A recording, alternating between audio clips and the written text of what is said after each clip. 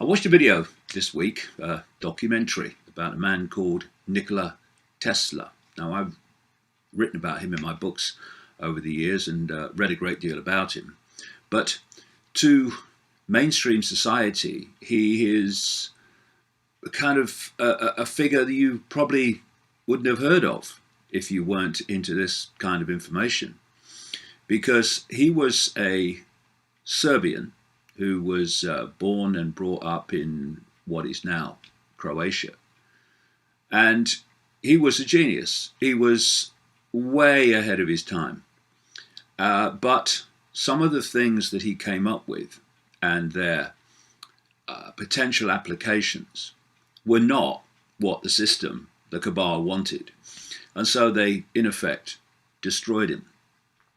But looking at his life and what has happened since is very instructive, both in the way that it shows how far ahead of his time he was, but also in the way that some of his understandings of reality and how to work with it and make it serve your purpose, how that today is being used in a very malevolent way. Tesla was born in 1856 and he died in a New York hotel room in 1943, officially of a heart attack. And despite all the amazing things that he developed and was responsible for, including today's electrical system, he ended up dying penniless, in effect. And he had many ideas, many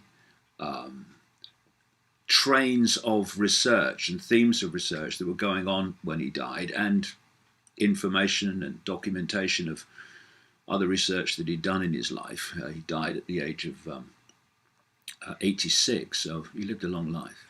And these documents and this research material was seized when he died by the FBI.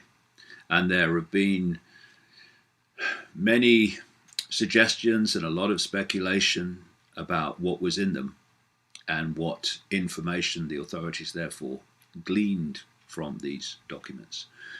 But what can be said is that so much of the high-tech developments, not least in the realm of wireless communication, was actually first instigated, first perceived by Nikola Tesla. And to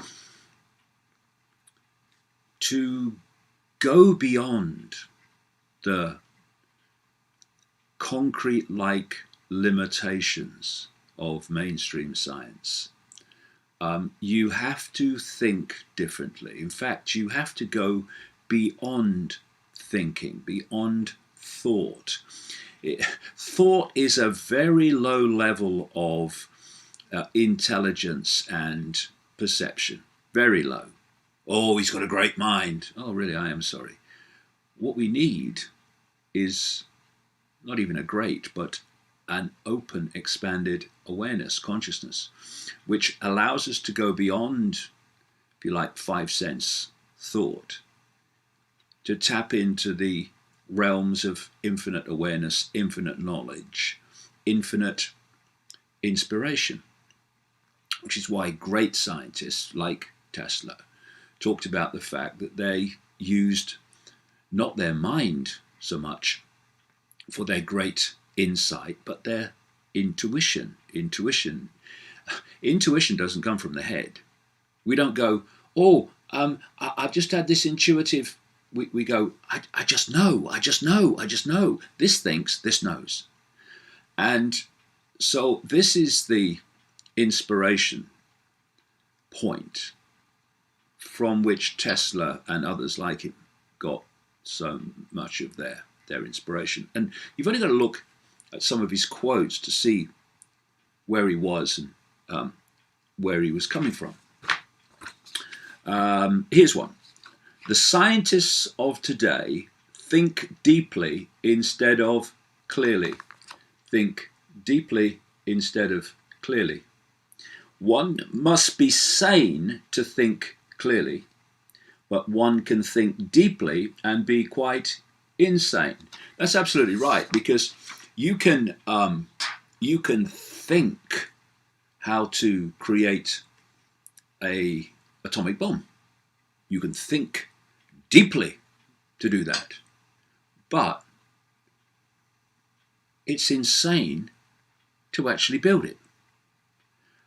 But because we have a science, a materialistic science, overwhelmingly, that can, well, I'll tell you how I put it over the years.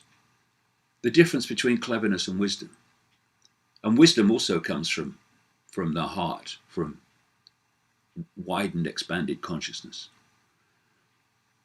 It's clever, to take the same analogy, it's clever to be able to build an atomic bomb, but it's not wise to do so.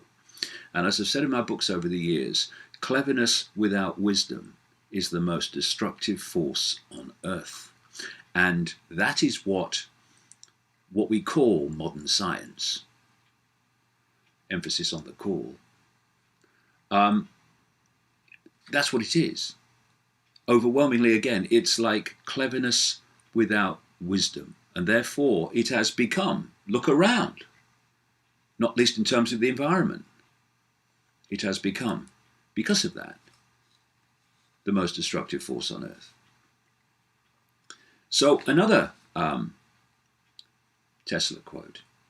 Today's scientists have substituted mathematics for experiments, and they wander off through equation after equation and eventually build a structure which has no relation to reality.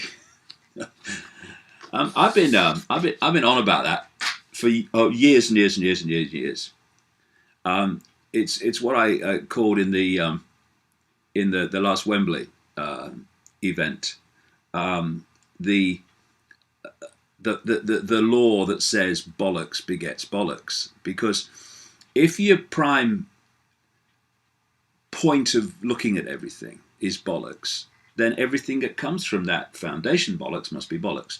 And so we have a science that perceives, even though it's got quantum physics to show this is rubbish, bollocks, it still perceives from its foundation perceptions that the world is solid. It's not. The world is not solid. Explained all this many times in many places. And Tesla was realizing this. It's why he was able to go beyond where the other scientific limitations were. And so if you are looking at the world as if it's solid, then obviously the conclusions you come to from that basic flaw must be expressions of that flaw. And that's why science has been going round and round and round and round, while people that could see beyond that, like Tesla, were way ahead of him. Same with people like Leonardo da Vinci, even further back, even further ahead of their time.